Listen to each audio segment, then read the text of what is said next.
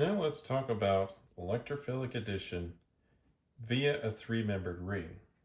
And there are several reactions that we're going to discuss that use a three-membered ring as an intermediate. So let's just look at some of the characteristics behind what's going to happen here. So if we have our double bond species, and let's say it's substituted,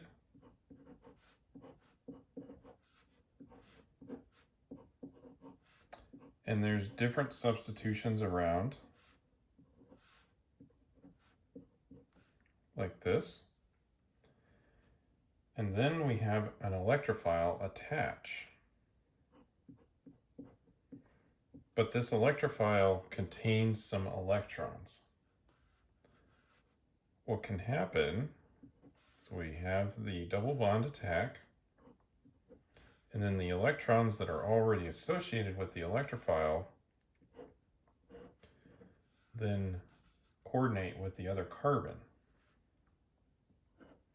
And then what we end up with is a three-membered ring that's an intermediate here.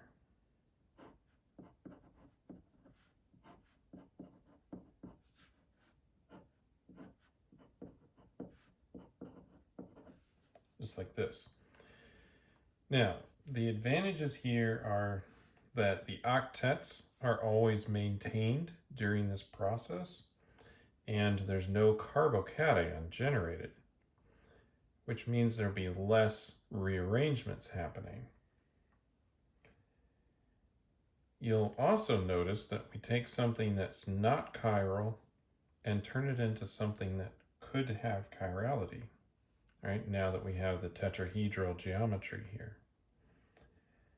That said, the electrophile can attach from either the top direction or the bottom direction, so it will produce a racemic mixture.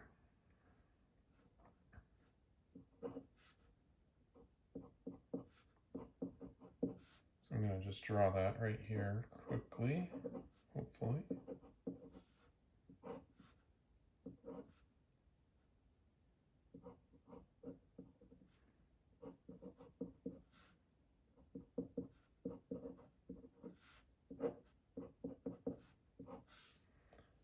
Or, so that would be in the case of the attack from the top.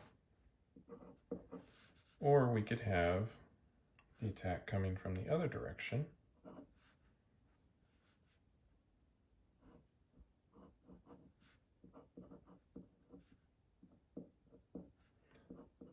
Which will give the other enantiomer.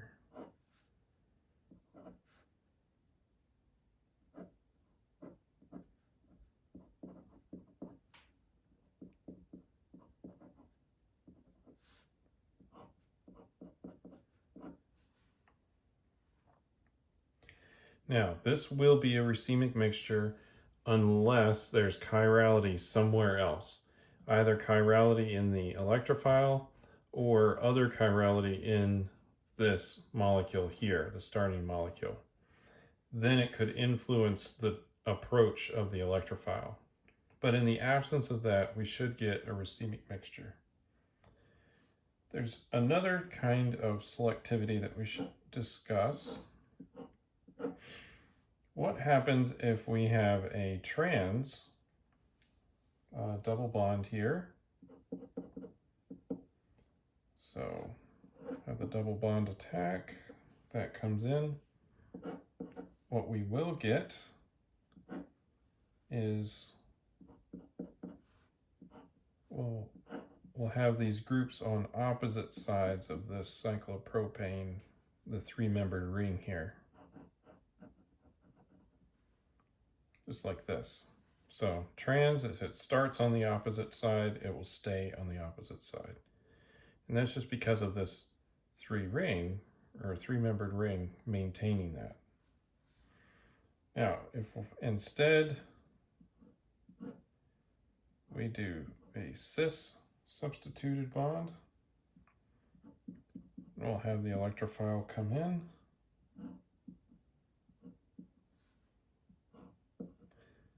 then we will have those groups on the same side.